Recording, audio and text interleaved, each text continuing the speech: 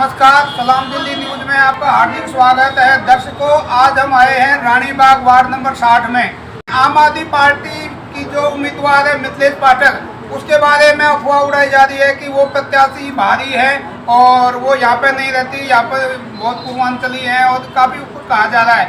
तो क्या मिथिलेश पाठक बाहरी है? आपको क्या लगता है? यहाँ के क्षेत्र के लोगों को क्या लगता है? आइए हम जानते हैं क्षेत्र के लोगों से कि मिथिलेश पाठक क्या बाहरी है, जबकि इतने 15 साल से रानीबाग में वो अपना काम करती हैं। तो पहले सबसे क्षेत्र के लोगों से हम जायजा पूछते हैं कि इस बारे में वो क्या कहते हैं। नमस्कार जी। सर, आपका शुभ नाम? मेरा मनोहर लाल है। अच्छा मनोहर जी, मिथिलेश पाठक के बारे में बताया जा रहा है कि वो बाहरी है, क्या कहना चाहेंगे? बिल्कुल भारी है। अच्छा, क्योंकि मेरे हिसाब से वो दूर से जुड़ी हुई है। जैसे अन्ना हजारे लगे हैं ना, सब से जुड़ी हुई है। उनको टिकट मिलना बहुत अच्छी बात है और काफ़ी काम करी है, ड्यूटियों में भागादौड़ी काफ़ी कर रही है। नहीं, बाहरी के बारे में क्या वो बाहरी है, रानीबाग की है? वो बाहरी बताते हैं कि वो मिथिलेश पाठक बाहर की है, बाहर की नहीं, यहाँ की है जी। हाँ, यहाँ की है ना। जमीन लेता है, जमीनी नेता है यहाँ की। रानीबाग में कितने सालों से जुड़ी है? काफ़ी देर से जुड़ी है, काफ़ी देर जब से ये सरकार बनी है ना, ये तब से जुड़ी है। तो ये लोग अफवाह फैलाए, केवल अफवाह है। अफवाह है, बिल्कुल अफवाह है। अच्छा जी। हाँ जी, तो क्षेत्र में काफी सालों से यहाँ पे ये काम कर रही है। बहुत अच्छा काम कर रही है, क्योंकि आपका क्या नाम है? संगीता रावत जी, आप मिथिलेश पाठक को कब से जानती हैं? मैं तो काफ़ी टाइम से 6 साल से जा रही हूँ।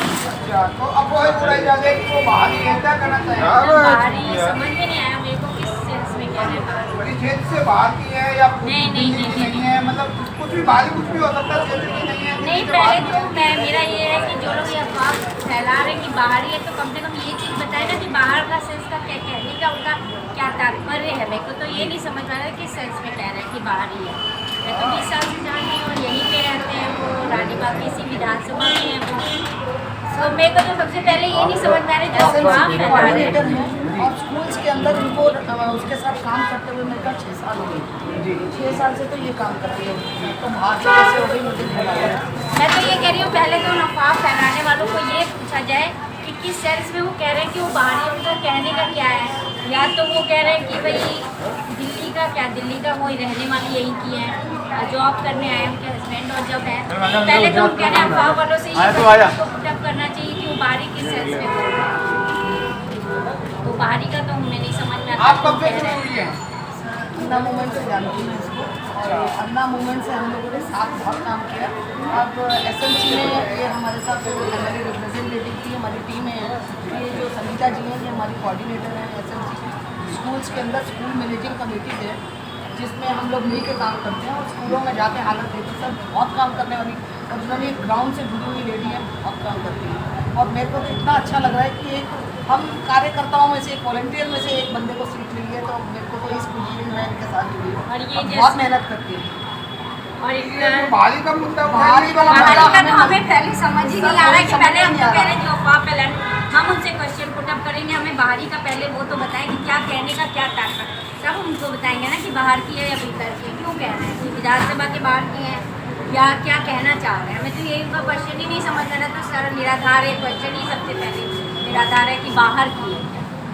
पहले तो हम ये कह रहे हैं कि आप लोग पूछे कि बाहर का एक स्पेसिफिक वो तो दें कि किस सेंस में कह रहे हैं बाहर का, फिर हम बताएंगे ना उनको कि बाहर का क्या चीज़ है क्या नहीं है। रानीबाग में मिथिलेश पाठक इतने सालों से जो यहाँ पे क्या क्या समस्या उठा रही है?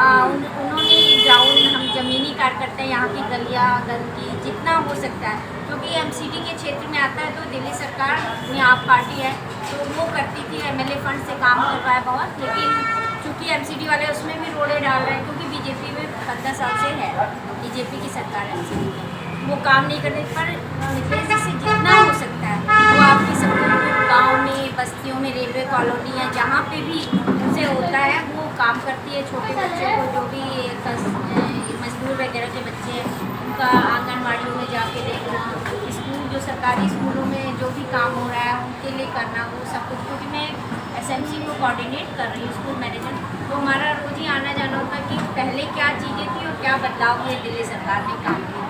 हम ये चाहते हैं कि अगर यही कार्यकर्ता, और ये हम ज़मीनी कार्यकर्ता से उठे हुए हैं, तो इनको एक बुनियादी और एक नीचे लेवल तक क्या ज़रूरतें होती हैं अब जितने और तो दिख रहे हैं कि बाहर से आ रहे हैं कि भाई जिनको भी गरीबों से कोई मतलब नहीं है, लेकिन इनको घर से मतलब है, उन्होंने बहुत काम किया है।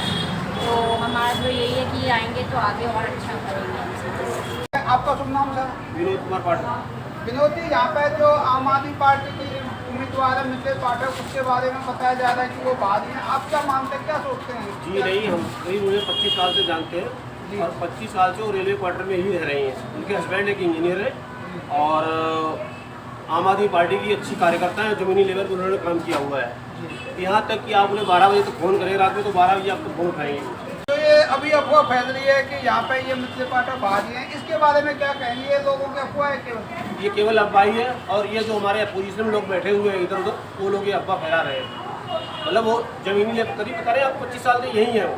तो जो अफवाह फैला है, इसका क्या चुनाव पर प्रभाव पड़ेगा? हमारे समझ से कुछ भी नहीं पड़ेगा।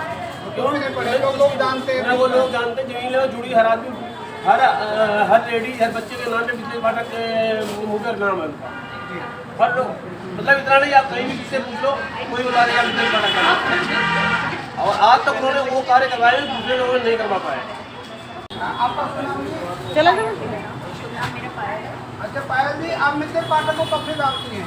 जाओ आप कैसे जानती हैं? रानीबाग से? मैं रानीबाग में रहती हूँ, मैं 10-12 साल से आती हूँ।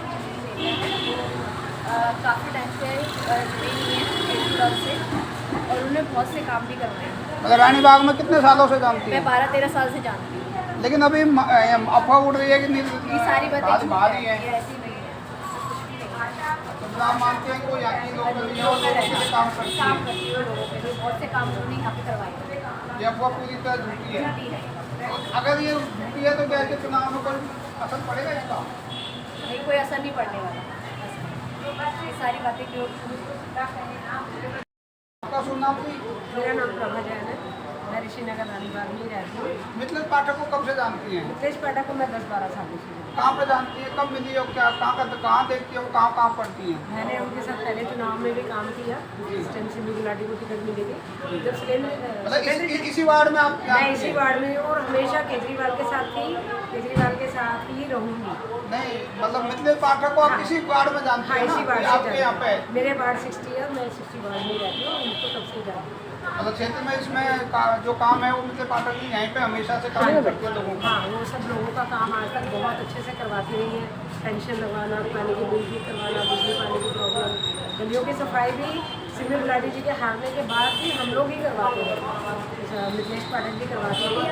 ताकि और अब अगर MCD में भी दिल्ली सरकार, दिल्ली का पार्षद होगा तो फिर तो बहुत ही बढ़िया काम हो जाएगा। अभी जो अफवाह फैला है कि मिथिलेश पाठक बाहर की है, इसके बारे में क्या कहेंगे? नहीं, वो बाहर की नहीं है, वो इसी बाहर से ही है। इसी वार्ड में आप देखते हो सारा काम इसी हाँ वार्ड जी, में हाँ करती जी, है। बिल्कुल बिल्कुल। तो ये अफवाह पूरी तरह झूठी है। अफवाह झूठी है, जो है वो इसी वार्ड को ही देखती है, वार्ड 60 को ही हम लोग सब मिलकर देखते हैं। आम आदमी पार्टी के वरिष्ठ कार्यकर्ता हैं, नेतागण हैं रानीबाग के, और अभी जो है मिथिलेश पाठक को एक अफवाह उड़ाई जाए तो भारी प्रत्याशी है, क्या कहना चाहेंगे उनके बारे में? जो अन्ना जी के आंदोलन से मेरे साथ जुड़ी जी वो भारी कैसे हो सकती है बताओ? इस पार्टी के जन्मदाता ही हम। इस पार्टी में जब अन्ना जी पे बैठे थे, अन्ना जी ने कहा अरविंद ये हम अपने धरने से ही अपनी बातें मनवा देंगे। तो अरविंद केजरीवाल जी ने कहा अन्ना जी ये मानने वाले नहीं है। बोले राजनीति में मत जाओ, कीचड़ है अरविंद। बोले कीचड़ में घुस के कीचड़ को साफ करना पड़ेगा। तब से ये मिथिलेश पाठक वहीं बैठी थी, मैं भी बैठा था, कुमार विश्वास जी थे और ये अपना मनीष सिसोदिया, अपने गोपाल राय जी, ये सभी थे। तो हम तो लोग वहाँ से इसके फाउंडर हैं, कौन कहता भारी है? वो कहने वाला कुछ अफवाह उड़ाने वाला बिल्कुल गलत और मिथ्या बोल रहा है। मतलब क्षेत्र में कितने सालों से लगी हुई है मिथिलेश ये तो पाठक? ऐसा था 2012 में 26 नवंबर का दिन मुझे याद है, जब हमारे इस आंदोलन की पार्टी की प्रारंभ और शुरुआत हुई श्री गणेश्वर, तो तब से यही तो मेरे साथ पार्टी बनी थी। ये रानीबाग में मिथिलेश पाठक यहाँ पे 15 सालों से और लगातार समस्या उठा रही है, क्या क्या समस्या वो उठाती है लोगों की? जैसे कि बिजली की है, पानी की है, स्वास्थ्य की है, शिक्षा की है, इसमें हमने बड़ा काम किए हैं। घर घर जाके वहाँ पे अपना स्कूल में जो हमने SMC बनाई है, स्कूल मैनेजमेंट कमेटी। उसके अंदर बच्चों की सारे घर तक के पेरेंट्स को बुला के पूछताछ होती है, बच्चा क्या कर रहा है, क्या पढ़ रहा है, उसकी प्रोग्रेस क्या। बहुत अच्छा काम हो रहा है। और स्विमिंग पूल बनने बहुत बढ़िया डिजिटल क्लासेस बनाई गई। कितने 2.5 लाख बच्चा प्राइवेट स्कूल से सरकारी स्कूल में आया। काम कर रही है केजरीवाल पार्टी, आम आदमी पार्टी, हमारी पार्टी।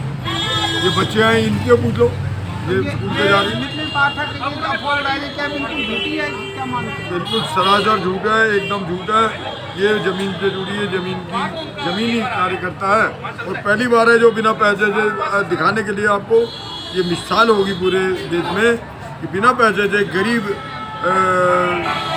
कार्यकर्ता, ज़मीनी कार्यकर्ता को टिकट दी गई है।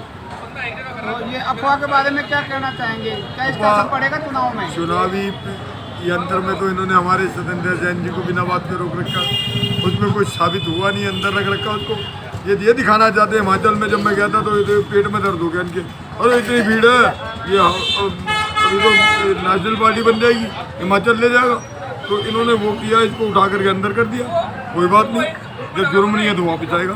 तो ऐसे काम तो होते रहते हैं, ये जो चुनाव होते हैं। ये जो इसका असर पड़ेगा, कुछ भी असर नहीं होगा, बल्कि हमारे लिए बहुत बढ़िया है।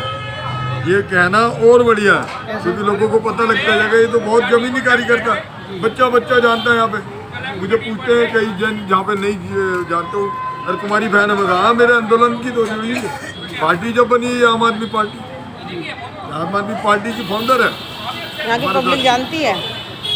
केजरीवाल जी यहाँ आए थे गली में, तो जब ये साथ थी हमारे, शुरू में आए थे, तो चप्पल भी खो गई थी, वो माता जी ने दी थी पहनने के लिए।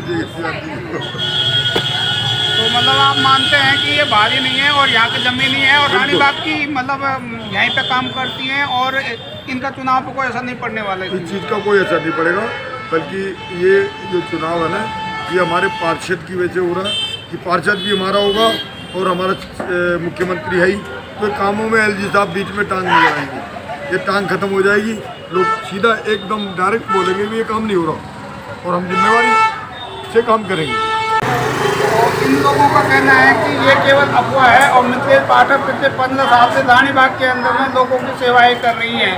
तो जिस तरह की अफवाह है उसको आप इसको उस हिसाब से ना लें, क्योंकि वो यहाँ पर इनके हिसाब से वो 15 साल, और जनता भी जानती है कि मिथिलेश पाठक यहाँ पे पिछले 15 सालों से लगातार जनसेवा में लगी हुई हैं। नमस्कार।